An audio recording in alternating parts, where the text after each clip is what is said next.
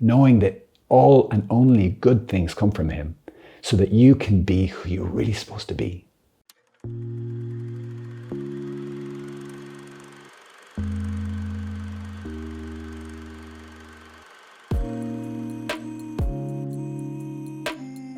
What is holiness? You might be surprised at this, but I believe holiness is just who you are supposed to be, the real you. And of course, the real you, if you're holy, means you're just like God. The word holy, it's a word from the Bible, and it's kind of the word used to describe God. It's like if you want an adjective to describe God, it's holy. It means like you're not like anybody else. What you are called to be is also to be described by that divine adjective. You are supposed to be not like anybody else. You're supposed to be most like God. It's a bit like a vacuum cleaner, okay? So you're really like a vacuum cleaner. So if you have a vacuum cleaner and you don't plug it in, it's just this strange thing with a pipe coming out of it. It doesn't make sense. If you didn't know what electricity was, what is this thing? You'd come up with some weird uses for it, but it would never be what it was made for. Like you're the vacuum cleaner and God is the electricity, and without being plugged into him, without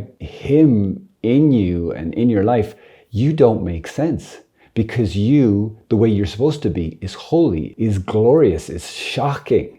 To the extent that we're not like God, we're actually not like ourselves. Another image that you could use, that Pope Benedict used, is the windows of a cathedral, stained glass window. If you've ever been to like an old cathedral, and they have these like stunning stained glass windows.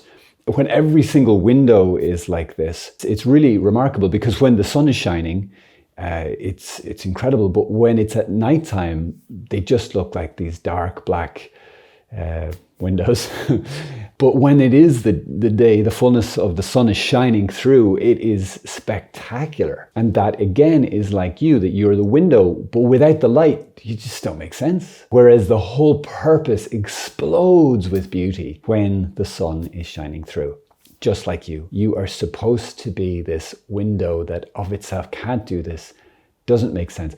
But when God shines through you, when you let his light shine through you, it is spectacularly beautiful. Now, the beautiful thing about this is that there's a relationship involved in here. And I do love everything about God is really about relationship. Unlike the windows in the cathedral or the vacuum cleaner, they don't have a choice. So you plug the vacuum cleaner in and it just has to do what it does. And the windows don't get asked their permission for the sun to shine through them. The sun comes up and it shines through them. Whereas with you, God will not force himself on you. He will not force you to be holy. He will not force you to live in relationship and cooperation with him. But it would be a tragedy. So he asks, he says in the book of Revelation, chapter 3, I stand at the door and I knock. And if anyone will answer the door, I will come into him and sit down and have a meal with him, which means I will live in communion, in community, in family relationship, in covenant with that person who lets me into their heart and into their life to shine through them. So you have to ask him, you have to invite him. And that's done really simply by asking him, giving him permission, as Mother Teresa would say, give God permission. And then you start to, almost like a dance begins, of working with him and cooperating with him through everything, through prayer, through confession, through all of the sacraments in your life, through living a life of virtue and all of that. It is like a dance. Let's say it's, between two people, partners. One of them has to lead and one of them has to follow. There's kind of a nature to the relationship. And if both of them want to lead, it's going to get ugly. It's going to be awkward. If you've ever had that experience, you're both standing on each other's toes. It's really awkward. Whereas when one of you leads and one of you follows, it is so beautiful. I had an experience of this one time before I was a friar, and when my beard was much shorter and less grey. I was at it was university, and we had a celebration.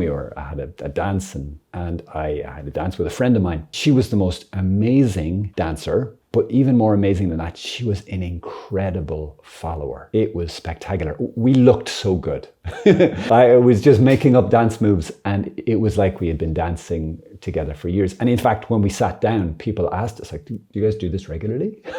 Like, no, that's the first time we ever danced. That's how it can be with you and God. But it does require that we do a little bit of surrendering or following. Now, this isn't like an embarrassing, humiliating sort of a following. It's a beautiful cooperation between you and God. where you're just attentive to him.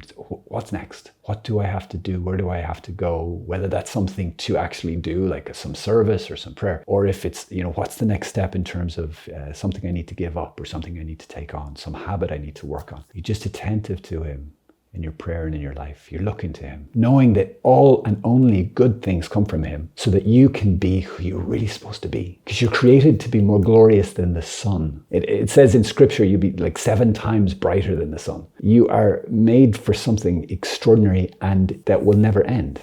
Or we can choose to be like cathedral windows that refuse to let the sun through. And that would be such a tragedy. Brothers and sisters, you are called to this. This is your vocation. If you've ever wondered, what's my call in life? Really simple. I have the answer. Don't stress. It is to be holy. It is to be like God. And there is nothing more beautiful and more attractive than God. God bless you.